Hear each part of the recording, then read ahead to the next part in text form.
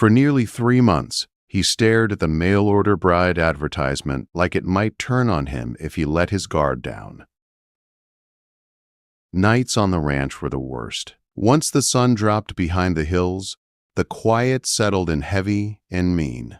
Silence had a way of digging under a man's skin when he spent too many years alone. He told himself this was not about love. It never was. Love was for fools and younger men. This was about practicality. A house needed a woman's touch. A man needed company. That was the story he sold himself, night after night, until it sounded true enough to act on. So when the stagecoach finally rolled into town, wheels creaking and dust rising like a warning sign, his stomach dropped hard. He knew before he saw her that something was wrong. Out stepped the bride he had ordered like supplies from a catalog. And right then, standing there in the open street, he knew he had made a mistake he could not easily undo. She was not what he pictured. Not soft, not timid, not nervous or wide-eyed. She did not look like she would faint if a cow moved too loud. She stood tall, chin lifted, eyes sharp and steady. Her dress was plain and worn from travel, but she wore it with quiet strength. She looked around the town, at the rancher, at the whole situation, like she was already deciding if any of it was worth her time. "That's her," he muttered, pulling his hat low even though everyone nearby heard him. Small towns heard everything. She spotted him right away, walked straight over and held out her hand. "You the one who sent for me?" she asked. Her voice was calm. No fear in it at all. That alone rattled him. Women out here usually kept their eyes down and their voices soft. This one looked at him like she would not shrink for anyone. He shook her hand without thinking, then wished he had not. Her grip was firm, confident. That was not what he thought he signed up for. The ride back to the ranch passed in thick silence. He stared ahead, jaw tight, already thinking of ways to fix this mess. Maybe he could pay her fare and send her back east. Maybe ranch life would scare her off on its own. Anything to undo the mistake sitting beside him. She did not speak much either. She watched the land roll by. The wide-open fields, the broken fences, the weathered house standing alone against the sky. She did not complain, did not praise it either.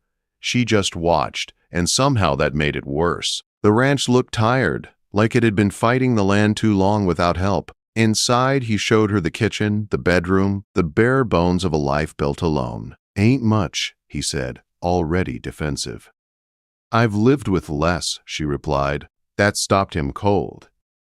By sundown, the town already had opinions. Gossip spread faster than fire in dry grass. Everyone knew the mail-order bride had arrived, and by supper, they decided she was wrong for him. Too bold, too quiet, too something. He felt the looks when they passed through town together, curious, judgmental, hungry for a story. He hated it. Hated that she was now part of his world, whether he liked it or not. That night, he sat on the edge of his bed with his boots still on. He had ordered a solution to loneliness. Not a woman with backbone and opinions. Regret settled in deep. He told himself that was the price of desperation. In the other room, she unpacked her few belongings carefully. She placed them like she meant to stay. Maybe forever. That thought twisted his gut. She was not begging for approval, not crying over the rough edges of the place. She acted like she belonged wherever she stood. He told himself this was temporary, just until he found a polite way out. But as the wind knocked against the walls that night, one thought bothered him more than regret. This woman did not look like someone who would leave easily. And, deep down, that scared him more than being alone ever had. Morning came, cold and slow. The kind of cold that crept into your bones before you even opened your eyes. He rose before dawn like always, pulling on his boots, ready for another quiet day. Only the house did not feel empty anymore. He heard movement. A cup on the table, a low sound from the kitchen. She was already awake, standing at the stove, trying to coax heat from it. The coffee was weak, but it was hot, and that mattered. She poured him a cup and slid it across the table without asking. He took it with a single nod.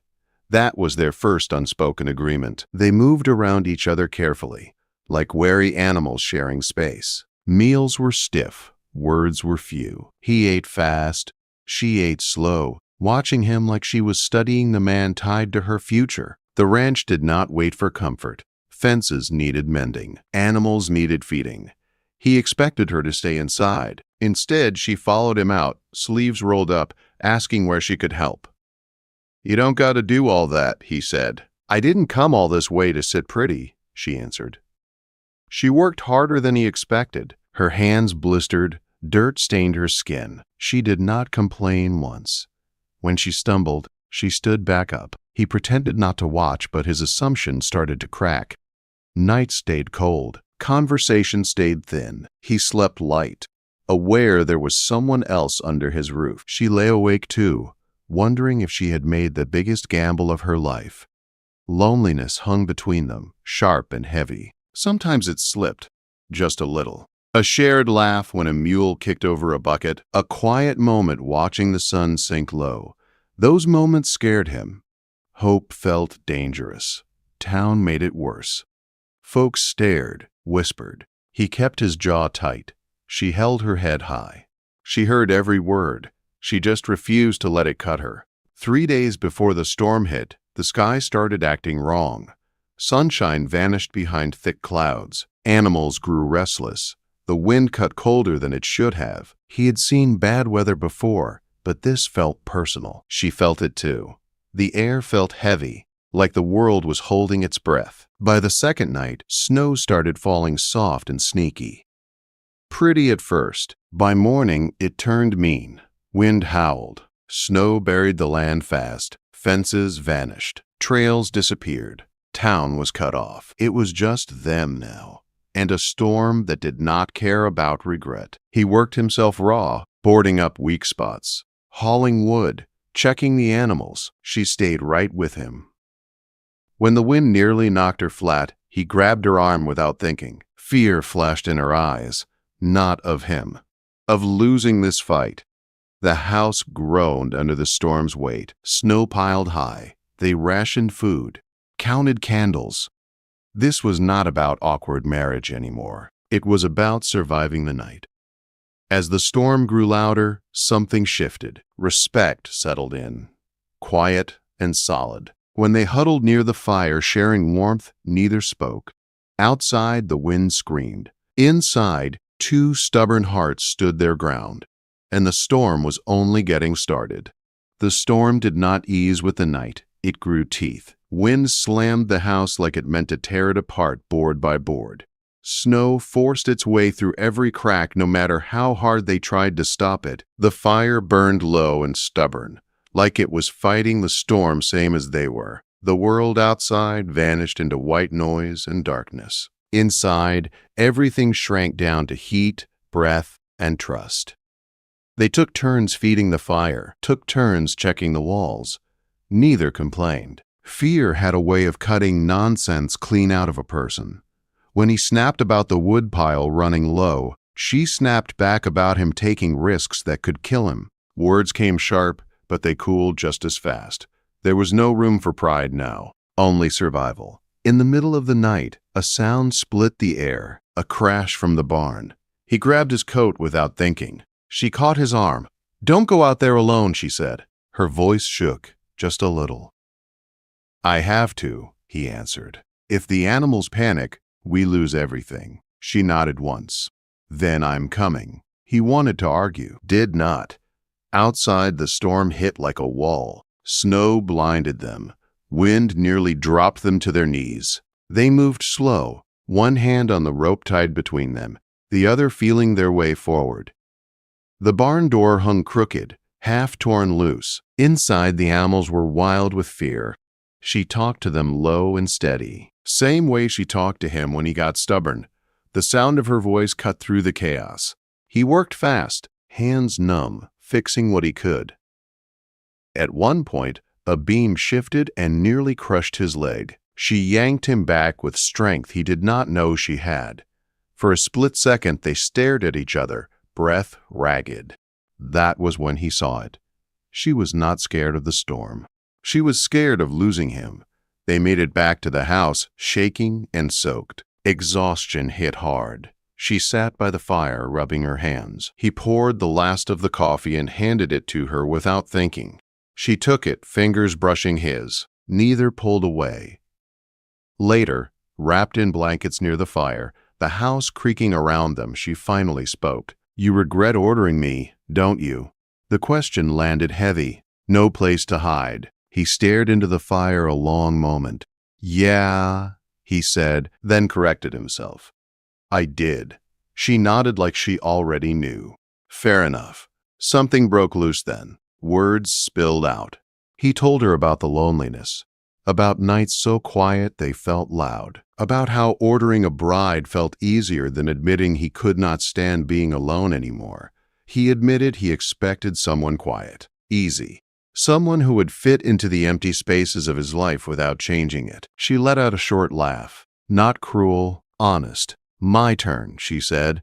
She told him about the life she left back east, about scraping by, about work that paid little and took more than it gave, about men who promised safety and delivered control. Answering the ad had not been romance. It had been survival. "Guess we both lied to ourselves," he said. "Difference is," she replied, "I'm still standing." For the first time, he smiled. Not much, but real. The storm raged on, but inside, something settled. Respect.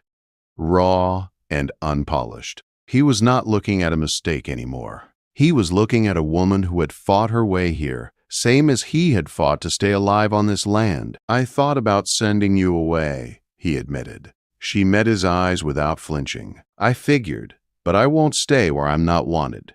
"That's fair," he said. "All I'm asking for is a chance to get this right." They did not touch, did not rush anything. When her hand brushed his by accident, warmth spread instead of sparks. It felt earned. When exhaustion finally pulled them under, there was no wall between them, just quiet understanding. The fire burned low. Regret loosened its grip. The storm limped off slow. Wind eased. Snow stopped falling. Morning light revealed a ranch beaten nearly flat. Fences buried. The barn roof half gone. Drift swallowed the land. She stepped outside wrapped in his coat. He did not ask for it back. "Looks like we got work," she said. They worked shoulder to shoulder all day, digging, repairing, moving like a team. He stopped barking orders. She stopped asking permission. Trust settled in solid and real. By afternoon, riders from town pushed through. With them came looks and whispers. One man laughed. "Storm almost chased your bride off, huh?" Something snapped inside him. "She stayed," he said. "Worked harder than most men I know." Silence followed. That night, after town talk followed them home, she packed her things. "I can leave," she said. "I won't be the reason you become a joke." He stepped in front of the door. "This ain't about them. It's about us. I choose you. Not out of loneliness. Out of respect." She nodded once. Deal struck. The storm had broken fences and roofs. It had also broken the old rules he lived by, and neither of them would ever be the same. Spring did not arrive with noise or celebration. It came slow and careful, like it was testing whether it was welcome. Snow melted into thick mud.